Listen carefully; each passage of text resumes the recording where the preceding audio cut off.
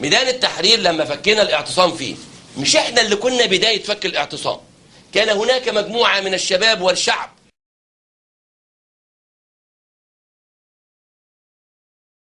اللي هجموا على المجموعة اللي كانت متواجدة معتصمين، وكلكم شايفين الكلام ده بالتلفزيون والكاميرات مسلطة على الميدان. أنا عايز أقول إن في أكتر من 100 كاميرا مسلطة على الميدان.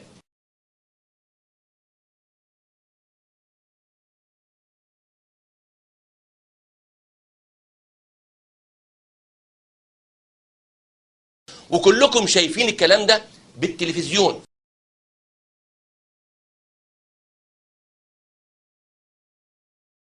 الساعة 2:30 الناس الشباب ضغطوا على المجموعة اللي كانت موجودة.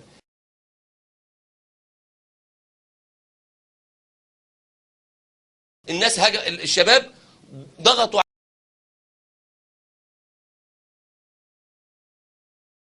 احنا سيبناهم، بعد شوية حددوا في بعض بالطوب وسيبناهم. انا هقول لك على كل حاجة دي.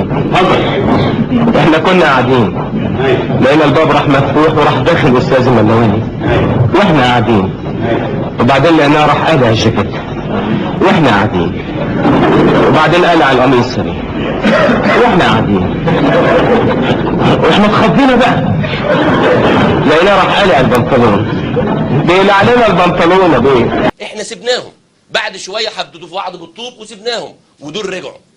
بعدها بساعتين لقيناهم هجموا على بعض تاني. لما هجموا في تداخل فكينا الاشتباك، لما فكينا الاشتباك دخلنا على المجموعة.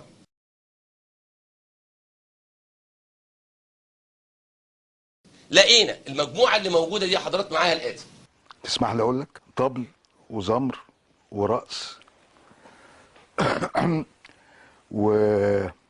وبنات وشباب ومخدرات وعلاقات جنسية كاملة، وبنات موجودة مع الشباب في خيمة واحدة.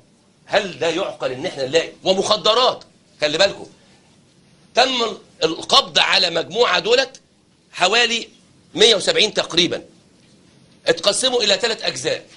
مجموعة ليس لها حاجة وتم الافراج عنها فورا، مجموعة تم الحكم عليها ببعض الاحكام مع ايقاف التنفيذ وتم الافراج عنهم، وكان منهم 17 آنسة او سيدة من اللي كانوا موجودين معاهم، والباقي خد احكام وتحول الى السجون المدنية.